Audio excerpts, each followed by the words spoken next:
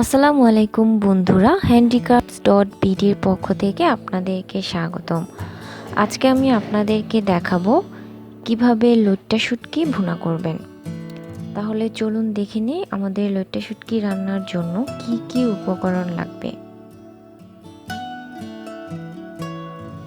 এখানে লইট্টা শুটকি আমি 8-10টার মতো নিয়েছি ছোট ছোট করে কেটে।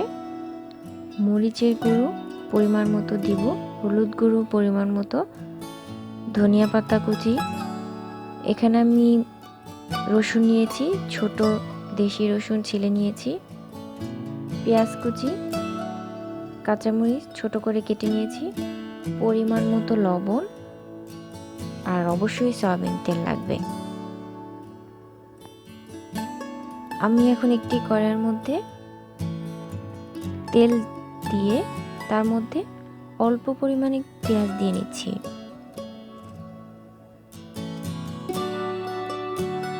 আমার পেঁয়াজটা লাল হয়ে গেলে, হালকা বাদামি রঙের হয়ে গেলে এর মধ্যে আমি 1 চামচ হলুদ গুঁড়ো দিয়ে নেব। আমি 1 চামচ হলুদ গুঁড়ো দিয়ে দিচ্ছি।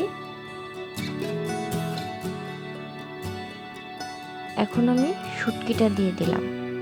আমি শুটকিটা ভালো করে ধুয়ে নিয়েছি।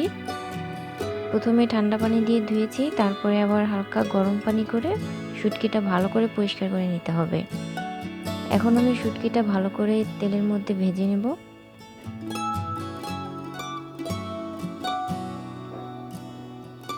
শুটকিটা আমি ভালো করে তেলের মধ্যে ভেজে নিচ্ছি।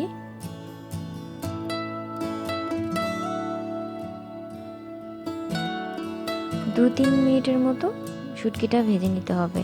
এখন আমি পরিমাণ মতো লবণ দিয়ে দিচ্ছি।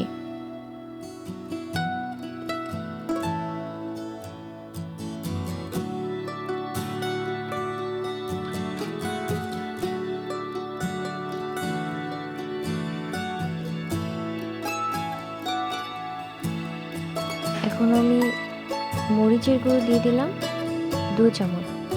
যে যেরকম মরিচ খান ওইভাবে দিতে পারেন।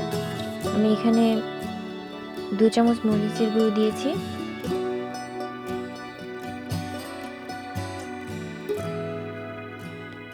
এখন আমি আরেক চামচ হলুদের গুঁড়ো দিয়ে দিলাম। এখন এটাকে ভালো মতো নিয়ে নিচ্ছি। ভালো মতো নাড়তে হবে। দেখুন কালারটা কত সুন্দর হয়েছে।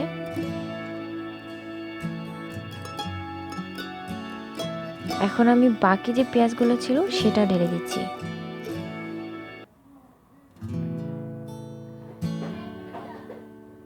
এখন আমি রসুনগুলোও দিয়ে দিলাম। সবগুলো রসুনই দিয়ে দিচ্ছি। 1 বাটি রসুন। আমি এখানে ছোট ছোট রসুন নিয়েছি, দেশি রসুন। এখন আমি অল্প পরিমাণ কাঁচামরিচ দিলাম। যেহেতু আমি আগে শুকনা মরিচের গুঁড়ো দিয়েছি, এজন্য অল্প পরিমাণ কাঁচামরিচ দিয়ে দিচ্ছি ফ্লেভারের জন্য।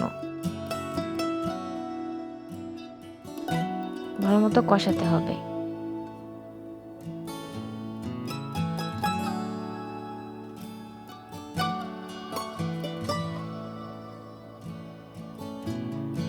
এখন আমি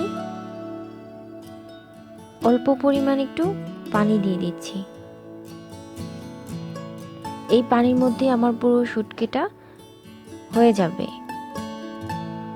এর বেশি আর পানি দিতে হবে না।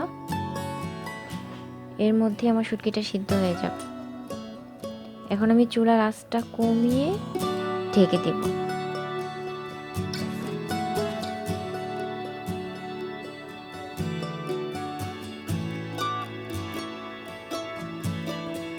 দু 4 মিনিট পরে আবার নেড়ে দিচ্ছি। 2-4 মিনিট হয়ে গেছে। 2-4 মিনিট পরে এখন আবার ভালো করে নাড়বো। চুলার আঁচ কিন্তু কমিয়ে রাখতে হবে, নাহলে কিন্তু শুটকিটা নিচে লেগে যেতে পারে।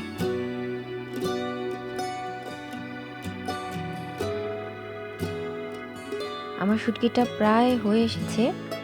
এখন আমি আরেকটু রাখবো চুলাতে। এখন এর মধ্যে আমি ধনিয়া পাতা কুচি দিয়ে দিলাম। এখন আবার ভালোভাবে নিয়ে নিচ্ছি।